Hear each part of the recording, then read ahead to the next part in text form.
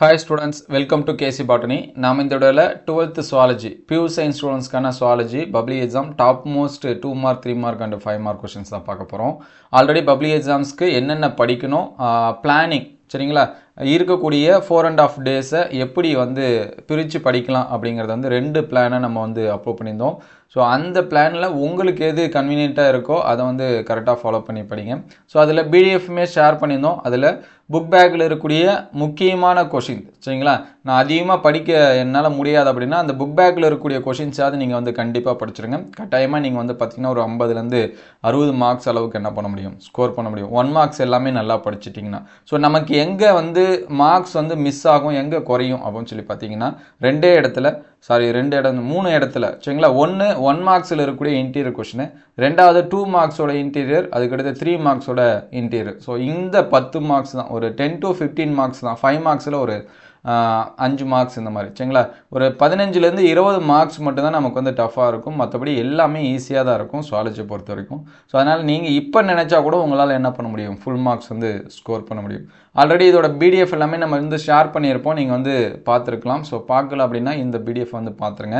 English medium ஸ்டூடெண்ட்ஸ்க்கு நம்ம அடுத்த வீடியோவில் அப்டேட் பண்ணுவோம்.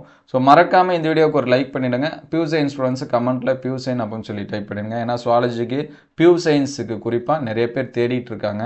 அவங்களுக்கு எல்லாமே இந்த வீடியோ போய் சேரணும், நீங்கள் பியூர் சயின்ஸ்க்கு வந்து ஹெல்ப் பண்ணணும்னு நினச்சிங்க அப்படின்னா ஒரே ஒரு லைக் பண்ணிவிடுங்க. கமெண்ட்டில் பியூர் சயின்ஸ் அப்படின்னு சொல்லி டைப் பண்ணிடுங்க. ஸோ நமக்கு வந்து சுவாலஜியை பொறுத்த வரைக்கும் பாஸ் பண்ணுறது ரொம்ப ஈஸி சரிங்களா. நீங்கள் பாஸ் பண்ணணும்னு நினச்சிங்க அப்படின்னா ஏதாவது ஒரு 5 லெசன்ஸ் படித்தாலே போதும், அல்லது 4 லெசன்ஸ் வந்து படித்தாலே போதும். அதுக்கு ஃபஸ்ட்டு 1லேருந்து 6 லெசன் படித்தாலே போதும். நீங்கள் ஜஸ்ட்டு பாஸ் இல்லை, மேக்ஸிமம் பார்த்தீங்கன்னா ஒரு 30லேருந்து 40 மார்க்ஸ் அளவுக்கு உங்களால் என்ன பண்ண முடியும், ஸ்கோர் பண்ண முடியும். ஸோ அதனால் இந்த பிடிஎஃப்பில் இருக்கக்கூடிய கொஷின்ஸ் எல்லாமே ரொம்ப ரொம்ப முக்கியமான கொஷின்ஸ் தான். ஆல்ரெடி இது நிறைய டைம் நம்ம வந்து ஷேர் பண்ணிட்டோம். இதில் முக்கியமாக என்னென்ன 5 மார்க்ஸ் வந்து ப்ரைமரியாக படிக்கலாம் அப்படிங்க வந்து ஷார்ட்டாக சொல்லுவோம். 2 மார்க்ஸ் 3 மார்க்ஸ் வந்து மோஸ்ட்லி முடிஞ்ச அளவுக்கு படிச்சுங்க. எல்லாமே முக்கியம், ரொம்ப ரொம்ப முக்கியமான கொஷின்ஸ் தான் சரிங்களா. எல்லாமே பப்ளிக் எக்ஸாம்ஸில் கேட்டது தான். நம்ம இது வரைக்கும் சுவாலஜியை பொறுத்த வரைக்கும் பப்ளிக் எக்ஸாம்ஸில் இது வரைக்கும் கேட்ட கொஷின்ஸ் வந்து அப்டேட் பண்ணியிருந்தோம். அதேமாதிரி புக் பேக்கில் இருக்கக்கூடிய இம்பார்ட்டன்ட் கொஷின்ஸ் என்னென்ன அப்படிங்கிறத அப்டேட் பண்ணியிருக்கோம். ஸோ அதோடைய வீடியோஸ் எல்லாமே நான் லிங்க்கில் தரேன், நீங்கள் செக் பண்ணி பார்த்துக்கலாம். ஸோ ஃபஸ்ட் லெசன் நான் 5 மார்க்ஸை பொறுத்த வரைக்கும் இது ரெண்டுமே படிச்சிருங்க. ஸோ ஃபஸ்ட் லெசன்லேருந்து 5 மார்க்ஸ் கேட்டாங்கன்னா இந்த ரெண்டுத்தில் எதனாச்சும் ஒன்று தான் கேட்பாங்க. ஒன்று கண்ணின பெருக்கம் கேட்பாங்க, அப்படி இல்லை அப்படின்னா உயிரினங்கள் நடைபெறும் பல்வேறு வகையான ஒருங்கிணைவு முறை. அதுதான் ஃபஸ்ட் லெசனில் 5 மார்க்ஸாக இருக்குது, மற்றபடி வேறு எதுவும் இல்லை சரிங்களா. அதுக்கடுத்து செகண்ட் லெசன் வந்தோம் அப்படின்னு சொல்லி பார்த்தீங்கன்னா இங்கே வந்து மாதவிடாய் சுழற்சியோட படிநிலை இருக்குது. அதுக்கடுத்து பார்த்தீங்கன்னா மாதவிடாய் சுழற்சியோட குறைபாடுகள் இருக்குது. இது ரெண்டுத்தில் எதனாச்சும் ஒன்று கேட்கலாம். அப்படி இல்லை அப்படின்னா அண்ட செல்லோட அமைப்பு இங்கே கொடுத்துருக்காங்க பாருங்க, அது கேட்கலாம். அப்படி இல்லை அப்படின்னா விந்து செல் அமைப்பு விவரி. ஸோ இது ரெண்டுத்தில் இந்த 4 கொஸ்டினில் எதனாச்சும் ஒன்று தான் இருக்குது. அதனால் 4 5 மார்க்ஸ் படிச்சுட்டிங்க, கண்டிப்பாக ஒரு 5 மார்க்ஸ் என்ன பண்ண முடியும், எழுத முடியும் சரிங்களா. இது வந்து செகண்ட் லெசனில்.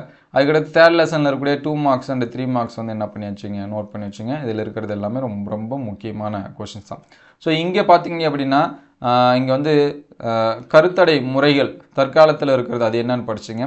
இனப்பெருக்க துணை தொழில்நுட்பங்கள் அதுவும் படிச்சிங்க. அதுக்கடுத்து மக்கள் தொகை கட்டுப்படுத்துவதில் பல்வேறு தடுப்பு முறைகள். ஸோ இது எல்லாமே ரொம்ப ரொம்ப முக்கியமான கொஷின்ஸ், அதை வந்து பார்த்துருங்க. ஸோ இதுலேருந்து ஏதாவது ஒரு கொஷின்ஸ் வந்து என்ன பண்ண முடியும், நம்மளால் அட்டன் பண்ண முடியும். நம்ம previous year question paper analyse வந்து சொல்லியிருந்தோம், அது பார்த்தாலே உங்களுக்கு தெரியும். அதுக்கடுத்து பார்த்தீங்கன்னா 4th சாப்டரில் இருக்கக்கூடிய கொஷின்ஸு. ஸோ இது வந்து நோட் பண்ணி வச்சுங்க. இதில் பார்த்தீங்கன்னா மனிதனில் காணப்படக்கூடிய பால் குரோமோசோம் இயல்பு மாற்றம், அதே மாதிரி உடல் குரோமோசோம் சார்ந்த ஒருங்கற்ற பன்மயம் சரிங்களா. இதில் ஏதாச்சும் ஒன்று கேட்கலாம். 3 5 மார்க்ஸ் முடிஞ்ச அளவுக்கு படிங்க, அட்லீஸ்ட் இந்த 2வது படிச்சுங்க. அதுக்கடுத்து சாப்டர் 5ல் இருக்கக்கூடியது. ஸோ சாப்டர் 5ல் பார்த்தீங்கன்னா டிஎன்ஏ ரேகை அச்சிடுவதோட படிநிலை, டிஎன்ஏ ரேகை அச்சிடுதல் அதோட பயன்கள் ரொம்ப ரொம்ப முக்கியம். அதே மாதிரி மனித மரபணு திட்டம். ஸோ மனித மரபணு திட்டம் தான் ஃபஸ்ட்டு படித்து வச்சிங்க சரிங்களா. ஏன்னா அதுதான் நிறைய டைம் திருப்பி கேட்டுகிட்டே இருக்காங்க. அது வந்து ரொம்பவே முக்கியமான கொஷின்ஸ், அதை பார்த்துருங்க. ஸோ நெக்ஸ்ட்டு பார்த்தீங்கன்னா 6th லெசனு. ஸோ 6th லெசன்லேருந்து நம்ம கண்டிப்பாக ஒரு 5 மார்க்ஸ் வந்து என்ன பண்ணுறாங்க, கேட்குறாங்க. ஸோ அந்த 5 மார்க்ஸ் வந்து ஹார்டி வெயின்பர்க் நிறைய டைம் என்ன பண்ணியிருக்காங்க, கேட்டிருக்காங்க. அதே மாதிரி டார்வினோட இயற்கை தேர்வு கோட்பாடு, அக்கோட்பாட்டோட கருத்துக்கள், அதுக்கடுத்து மரபற்று போதல், இதெல்லாமே ரொம்ப ரொம்ப முக்கியமான கொஷின்ஸு. அதுக்கடுத்து ஏஇ எமர்சன் சரிங்களா. இந்த சிற்றன் மக்களை எவ்வாறு வரையறை செய்துள்ளார், இந்த கொஷின்ஸ் எல்லாமே படிச்சிருங்க பிரைமரியாக. மற்ற கொஷின் அந்த டார்வினோட எதிர்கருத்துக்கள் சரிங்களா, இந்த 5 கொஷின் ரொம்ப ரொம்ப முக்கியம். இது வந்து படிச்சுட்டு எக்ஸ்ட்ரா வந்து படிச்சு வச்சுங்க. எல்லாமே சிம்பிளாக தான் இருக்கும். ஏன்னா இதுலேருந்து ஒரு கொஷின் வந்து கண்டிப்பாக கேட்பாங்க. 6th லெசனில் உண்டு. அதே மாதிரி 7th லெசன்லேருந்து ஒரு கொஷின்ஸ் உண்டு சரிங்களா. இதில் பார்த்தீங்கன்னா இந்த பிளாஸ்மோடியத்தோட லைஃப் சைக்கிள் நல்லா படிச்சிருங்க. போதை இது ஏன்னா இப்போ ரீசெண்டாக அதிகமாக இருக்கிறதுனால இதை வச்சு கூட நமக்கு வந்து கொஷின்ஸ் வந்து கேட்கலாம் சரிங்களா. ஏன்னா ஸ்கூல் ஸ்டூடெண்ட்ஸாக இருக்கிறதுனால அதை பயன்படுத்துவதால் என்ன தீமை ஏற்படும், அது எப்படி விலகல் அறிகுறி, இது எல்லாமே கேட்கறதுக்கான சான்சஸ் இருக்குது. ஸோ இதை கேட்கல அப்படின்னா இங்கே கொடுத்துருக்காங்க பாருங்கள், பாக்டீரியா உண்டாகும் நோய் அல்லது வைரஸ் நோய் எதனாச்சும் ஒன்று என்ன பண்ணி வச்சுங்க படித்து வச்சுங்க. ஸோ அதுக்கடுத்து 8th சாப்டரு. ஸோ 8th ரொம்ப ரொம்ப முக்கியமானது என்னென்னா இந்த இம்யூனோகுளோபினோட அமைப்பு. அதுக்கடுத்து செகண்டரியாக பார்த்தீங்கன்னா இந்த தடுப்பு மருந்து சரிங்களா. இது ரெண்டுத்தையும் ப்ரைமரியாக படிச்சிருக்கேன். இதுலேருந்து ஏதாச்சும் ஒன்று கேட்டுகிட்டே இருக்காங்க. இம்யூனோகுளோபின்லாம் நிறைய இயர் கொஷின்ஸில் வந்து கேட்டிருக்காங்க. ஸோ இந்த இயரும் நமக்கு கேட்கறதுக்கான சான்சஸ் இருக்குது. அதை வந்து என்ன பண்ணி வச்சுங்க பார்த்து வச்சுங்க. So next 9th lesson.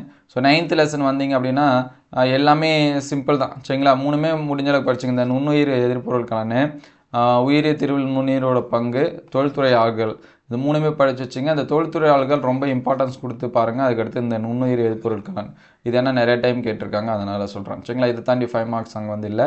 அதுக்கடுத்து 10th சாப்டரு. ஸோ 10th சாப்டரில் பார்த்தீங்கன்னா நிறையா 5 மார்க்ஸ் வந்து நமக்கு இருக்கும். இதில் ஃபஸ்ட்டு நீங்கள் இந்த பிசிஆரை பற்றி படிச்சுங்க. ஸோ பிசிஆர் எனக்கு நிறையா கேட்டுகிட்டே இருக்காங்க அப்படின்னா மறுசேர்க்கை இன்சுலின் கேட்கலாம். அதுவும் நிறைய டைம் கேட்குறாங்கன்னா டிஎன்ஏ தடுப்பூசிகள் கேட்கலாம். ஸோ அதுக்கடுத்து நகலாகத்தோட சாதக பாதங்கள் இந்த மாதிரி இருக்கும். ஸோ இந்த 4 கொஸ்டினை ஃபஸ்ட்டு ப்ரைமரி லிஸ்ட்டில் சேர்த்துங்க. அதுக்கடுத்து டாலி பற்றி படித்து வச்சுங்க. அதுக்கடுத்து மறுசேர்க்கை தடுப்பூசி சரிங்களா. இதில் இருக்கிறத இது ஸ்கிப் பண்ணி சொல்ல முடியாத அளவுக்கான இம்பார்ட்டன்ட் கொஷின்ஸ் தான் எல்லாமே. ஏன்னா நமக்கு இந்த லெசன்லேருந்து கண்டிப்பாக ஒரு கொஷின்ஸ் வந்து உண்டு சரிங்களா. 10 5 மார்க்ஸில் இந்த 5 மார்க் கேட்கக்கூடிய லெசன்ஸ் இது எல்லாமே. 1வது லெசனில் கேட்பாங்க, 2 3ல் 2த்துலையுமே ஒரு சில டைம் கேட்பாங்க, இல்லைனா 2 சேர்த்து ஒரு டைம் ஒரு கேட்பாங்க, 6 கண்டிப்பாக கேட்பாங்க, 7ல் கண்டிப்பாக கேட்பாங்க. அதே மாதிரி இந்த 10வது லெசனில் என்ன பண்ணுவாங்க கண்டிப்பாக கேட்பாங்க. இதெல்லாம் 5 மார்க்ஸ் கேட்கக்கூடிய சாப்டர்ஸு. அதுக்கடுத்து 11. ஸோ 11ல் பார்த்தீங்க அப்படின்னா இந்த மண்ணோட பண்பு இதெல்லாமே படிச்சிங்க சரிங்களா.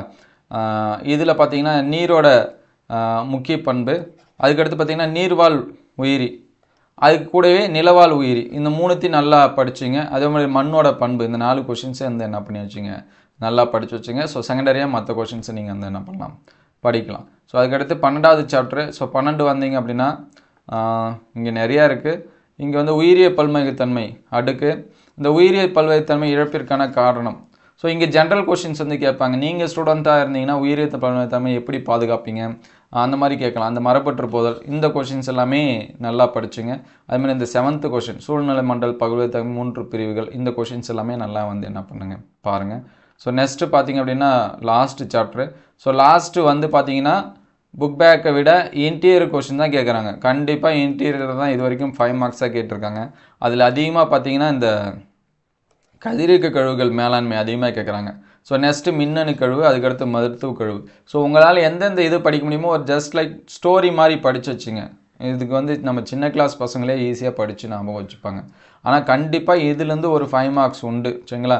புக் பேக்கில் இல்லைனாலும் இன்டீரியர் கொஸ்டினாக ஒரு 5 மார்க்ஸ் வந்து கண்டிப்பாக கேட்குறாங்க. அதை வந்து பார்த்துருங்க. ஸோ படம் அறிந்து பாகம் குறி அப்படிங்கிற வினாக்களில் மனித விந்து செல்லு, அண்ட செல்லு, கருப்பையோட அமைப்பு, நிணநீர் முடிச்சோட அமைப்பு, இம்யூனோகுளோபினோட அமைப்பு, நுண்ணுயிர் எதிர்ப்பொருட்கள்னு, ஸோ இதெல்லாமே என்ன பண்ணி வச்சுங்க நல்லா படித்து வச்சுங்க. ஸோ இந்த கொஷின்ஸ் எல்லாமே இதோட பிடிஎஃப் நான் டிஸ்கிரிப்ஷனில் தரேன், நீங்கள் வந்து பார்த்து நோட் பண்ணி வச்சுங்க. இதெல்லாமே எந்த அளவுக்கு ஹெல்ப்ஃபுல்லாக இருக்குது அப்படின்னு சொல்லிட்டு கமெண்ட் பண்ணுங்கள். ஸோ இதெல்லாமே படிச்சிங்க. உங்களுக்கு ஏதாவது டவுட் இருந்துச்சு அப்படின்னா அதையும் கமெண்ட் பண்ணுங்கள். இதோட பிடிஎஃப் டிஸ்கிரிப்ஷன் லிங்க்கில் தரேன், நீங்கள் வந்து செக் பண்ணி டவுன்லோட் பண்ணிங்க. ஸோ இதுக்கு முன்னாடி அப்லோட் பண்ண ஸ்டடி பிளான் இதெல்லாமே அப்டேட் பண்ணுறேன், அதையும் படிச்சிங்க. ஸோ தேங்க்யூ ஃபார் வாட்சிங்.